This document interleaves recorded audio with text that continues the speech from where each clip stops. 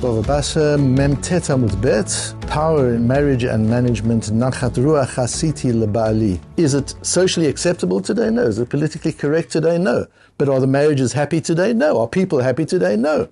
So who cares whether it's politically correct? It's not politically correct to be happy, it would seem. Some years ago, there was a very big utility company in the United States that experienced fraud in one of its units for the first time in its history. They were very perturbed, and they asked us to get to the root cause of what was really causing the fraud.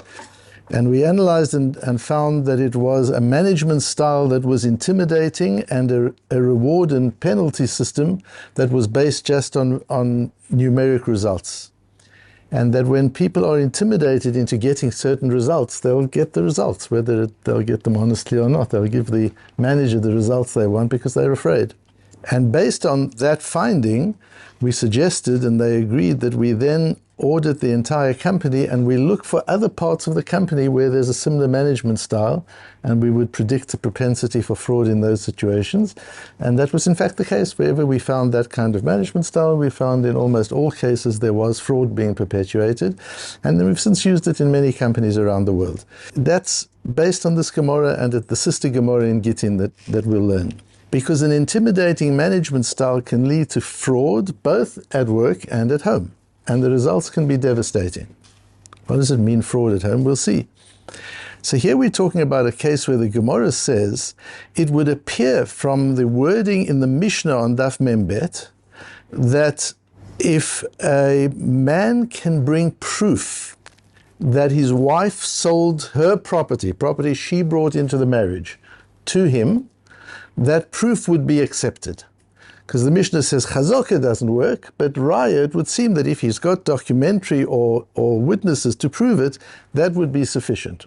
Well, sure, why not? If somebody's got witnesses or documentation, why would that not be sufficient?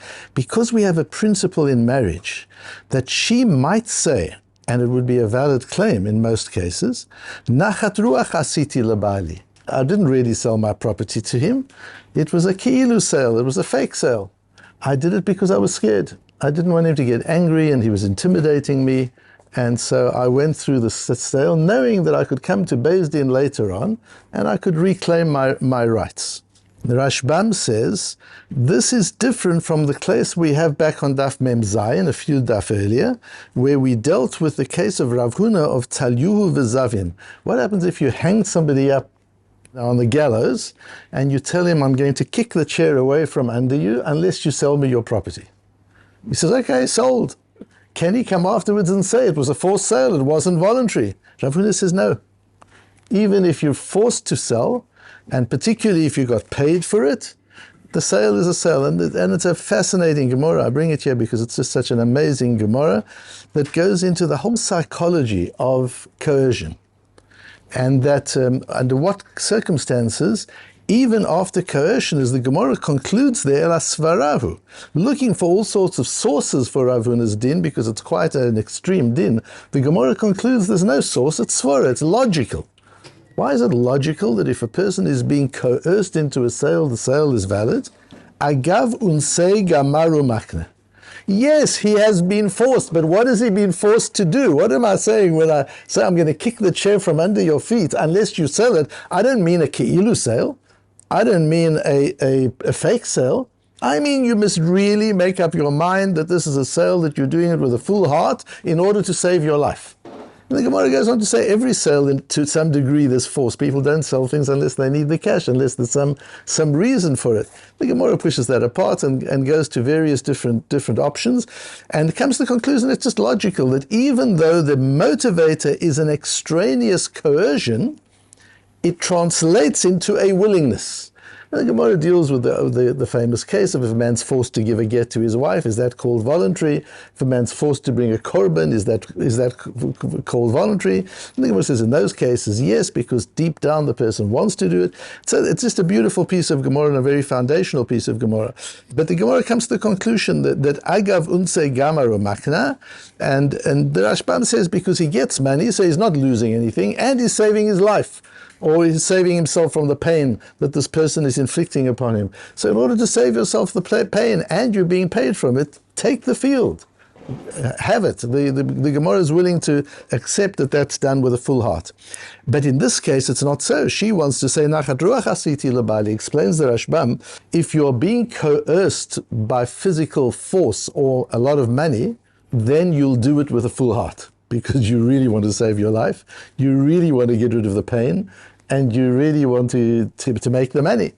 So you'll do it with a full heart. But she's not being forced. She wants to prevent anger. It's not that the husband is threatening her and standing there with a gun and saying, unless you sell this to me, I'm going to shoot you. There's none of that. She's just afraid of him. He might do something. He might lose his temper. He might get angry. And for that reason, in most cases, the sale is not valid. So I'm not going into the technicality of the Gemara. I'm looking at the humanity of the Gemara. That means since the Gemara takes this as a situation that in halakha, it would seem that that's normal in a marriage. If a woman were to say, I sold my property to my husband, but I didn't mean it, I was just intimidated by him, I'm scared of him, we would say, oh, that makes sense. In other words, that fear of a husband in a marriage, the Gemara takes as normal. Why? Why do we accept that as normal? Why doesn't the Gemara say that this shouldn't be allowed, there should be no such thing? What is the nature of that fear, and why do we accept it as normal? So now we go to the Gemara in Gittin, which I'm calling a sister Gemara, although it's not directly related, but you'll see absolutely why it is. And we had a Matmonim on that Gemara back at the beginning of Gittin, where we learned a fascinating Maharal. In that Gemara, Rav Chisda says, La'olam al yatil adam ema yetera betoch beito. A person should never excessively intimidate his family. What's the odd thing about that statement? Excessive. Yes, why? A person should never intimidate. The Gemara doesn't say that. The Gemara says excessively. Now, intimidate is not really a good word for amo. Amo really means awe. A person should not impose his awe on his family too extremely, because the whole Pilegesh Begiva resulted from that, and that was a terrible outcome. Omar Rabbi Bar Chana, says Rabbi Bar Chana, Had Amri Rabbanan Shlosha Dvarim Tzarich Adam Lomar Betoch Beito Erev Shabbat Im Chashecha. We say at the end of Bameh Madlikin, don't we, that you're supposed to say three things Erev Shabbos just before it gets dark. Isartem, if you've taken Meiser. Iravtim, if you made an Eruv. Hadlika Esaner, then it's time to light the candles. What's interesting about those three comments? You're interfering in the woman's domain. You've delegated that to her. It's her business to take Meiser. It's her business to arrange the Erev Chatzeris. And it's her business to light the candles. What are you telling her what to do? So we see, even when you delegate, you still have management authority. You can't say, I delegated, it's her problem. She didn't take Meiser, not my problem. You're the master of the house. You need to see that Meiser is taken. Yes, it's her domain, but you need to check. And Erev Shabbos, you check that. But when you do that, says Rabbi Baba Chana, Tzarich lememrinu benichuta. Say it softly. Say it nicely. Kihechi dilekablu mineh, so that they'll receive it. Because if you say it in a harsh way, they won't receive it, and they'll just say yes. Have you done the Eruv? Yes, I've done the Eruv. Have you taken a Meiser? Yes, I took Meiser because they're afraid. So you don't want that, you want the truth. You want to encourage them to actually take care of it. Omar Ravashi, Ana lo shmiya, says Ravashi, I never heard this, but that's the way I practice it. She'arei Adam gadol hetil ema yetera betoch beito ve'chilu dvar gadol. There was a case where a great man instilled fear into his household about kashrus. And there was an animal that a limb was lost from the animal during the butchering process, and they took a non-kosher limb and they put it together with the meat so that he wouldn't get angry. And who was this? This was Rabbi Chanina ben Gamliel. This is Rabbi Chanina, the son of Rabbi Gamliel, the Nossi, the grandson of Rabbi Shimon ben Gamliel. In such a great household, they were afraid to tell him, the servants were afraid to tell him, there's a piece of meat missing. So they grabbed a piece of meat from the non-kosher butcher and they put it there together with him, and it nearly he nearly ate it. He says, no, he didn't actually eat it, but it nearly happened. What was? It was a case of Avim and Achai. So here too we see that there seems to be a place for the Amo, just not an Amo Yotzer. And we need to look, I know this is not politically correct. Women are attracted to power. You can say what you like about it. You just have to look in the social media, you just have to look in the newspapers. Women who have a choice choose men who have power.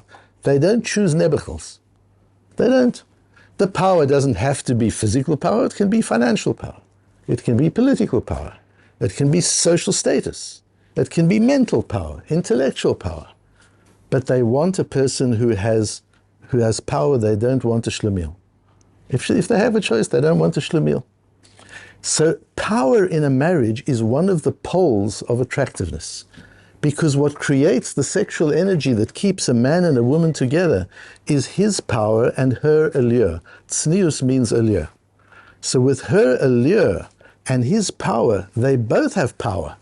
And they use that power to keep the energy of the marriage flowing. If you take away his power or her allure, the marriage loses energy. And we see in modern times where there's been an abuse of power, just as there's been an abuse of female allure. There's been in the whole Me Too environment, yes, there was an abuse of male power, but don't tell me there wasn't an abuse of female allure as well. And in cases of abuse, the Western response is to call that toxic male toxicity and to deal with it by neutering the male. Not realizing that what you're doing then is you're removing any kind of male-female energy. And what happens if you remove male-female energy from society? Then males start saying, why put up with a woman? I might as well have a man. And women start saying, why put up with the complexity of a man-woman relationship? I might as well have a woman. If it's just companionship, I don't need it. That sexual energy's gone. She's not alluring. She acts like a man. There's nothing alluring about that. He's not powerful. He acts like a shlemiel, like a weakling, because he's been deprived of any kind of male power. And with that goes away the attractiveness. That's not what the Torah wants. Of course the Torah doesn't want abuse of power. And the Torah gives the man power. The Torah gives the man power, political power. He decides when to terminate the divorce, which creates all sorts of potential abuse. But at the end of the day, it's his decision to walk out or to stay in, not hers. That's power. Financial power, he has enormous financial power in the marriage. Why is that? And not only that, but there needs to be awe, but not fear.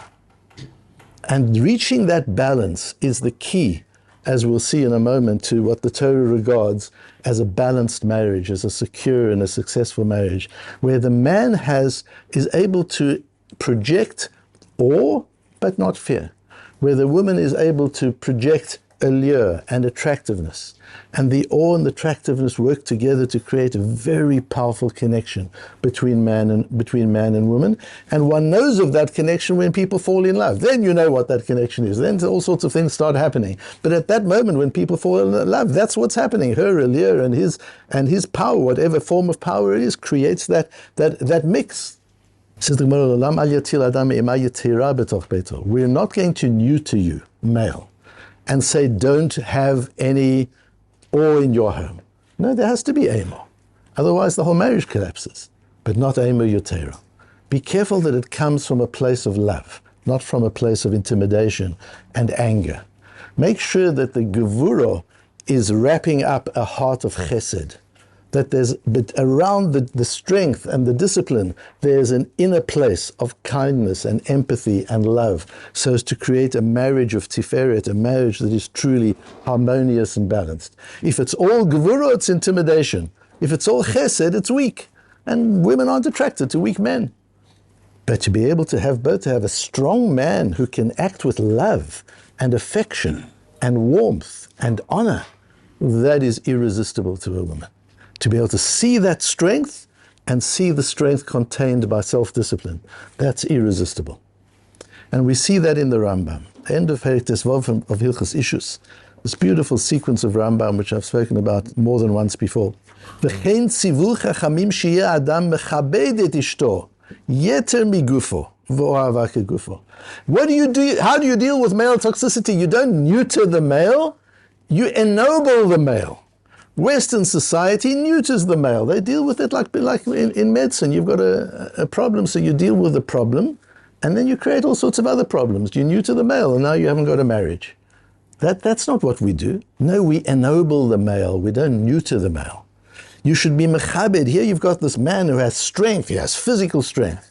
He has financial strength. He has political power. He could be a terrible person in the home. But he's got to be mechabed his wife more than himself and love her like himself. And depending on his wealth, he should spend his money on her. That's what she finds attractive, not that he's got all the money and spends it on himself.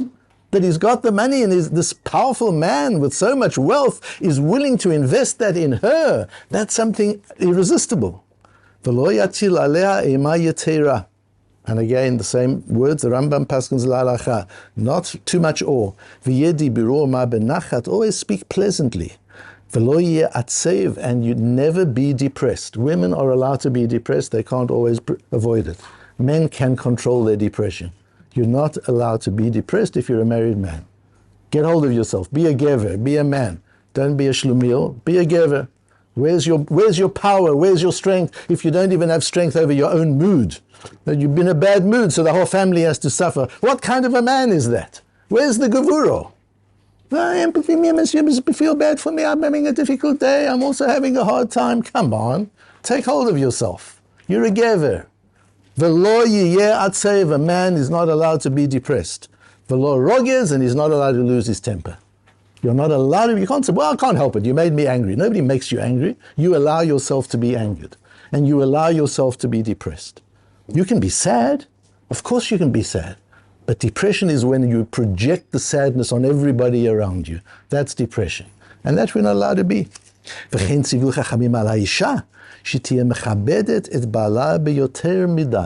And now woman, this man you're married to, who invests his money in you, and his strength in you, and protects you, and treats you with honor and dignity, and never gets angry with you, and speaks to you beautifully. Treat him like a king. Don't treat him like a shmata. Because if you treat him like a shmata, your marriage is over. Nobody wants to risk investing in another, and the other responds with indignity. V'yelo aleha morah. And you should have moira, you should have awe for him. Show him respect and awe. He's a male. He's got an ego, girl. You don't have an ego, so you don't get it. He's a man. He needs to be boosted. Boost him. Give him the moira that he needs. Te'aseh kol ma'aseh al piv, and conduct your life according to his wishes. V'yeh be'einea k'mosar o melech, and treat him like a prince or a king. And of course, these two only work if they're both in place. If he treats her like a princess and she treats him like a shmata, it doesn't work. If she treats him like a king and he treats her like a shmata, it doesn't work. But if they both treat each other like royalty, then says the Rambam, V'zehu derech benot Yisrael v'nei Yisrael hakadoshim hatohorim bezivugam, and this is how holy marriages are conducted. Uvidrachim elu yehi yeshuvan na'er meshubach, and with this you will have a perfect marriage. It's interesting, people go for brochas, for shalom bayis and things. A brocha means, I want you to give me a blessing to have success without my doing anything. That's what a brocha is. I'm not doing anything. I'm not asking you for advice. I'm not asking you to tell me how to fix my marriage. Give me a brocha. Because I'm just a little weakling. I can't do it myself. I need your brocha to make my marriage okay. No. You need to man up. And woman, you need to treat him properly. And if you do that, says the Rambam, you don't need a brocha. This is the brocha. That's what the brocha is. A brocha shouldn't just be a brocha. With a brocha comes advice. The brocha works provided you do the pieces that you're supposed to do. A brocha is not a substitute for effort. A brocha is not a substitute for investment. A brocha is an enhancer of investment. It's an enhancer of effort. And the Rambam gives a brocha. What greater brocha could you want for your shalom bayis than a brocha from the Rambam? If I said the Rambam is in town, he's giving a few brochas for shalom bayis. It costs $10,000 a brocha. Are you going to bat an eyelid? A brocha from the Rambam? But everybody's got it here. The Rambam tells you, you want my brocha? This is what you do. Is it socially acceptable today? No. Is it politically correct today? No. But are the marriages happy today? No. Are people happy today? No. So who cares whether it's politically correct? It's not politically correct to be happy, it would seem. Because we're following the political correctness and we're unhappy with it. And we keep on going. Which means political correctness wants us to be unhappy. And then the pharmaceutical companies can sell the happiness drugs and the psychologists can sell their services. Everybody does well on unhappiness. People don't do so well on happiness. The media can sell newspapers on unhappiness. They can't sell newspapers on happiness. And if we're too dumb to realize that we're being sucked into unhappiness by the society around us, and we buy into that unhappiness, we don't deserve the Rambam's bracha. If we want the Rambam's bracha, let's get hold of ourselves, let's conduct our lives the way the Torah wants it, and not the way we're taught in social media and in the media in general.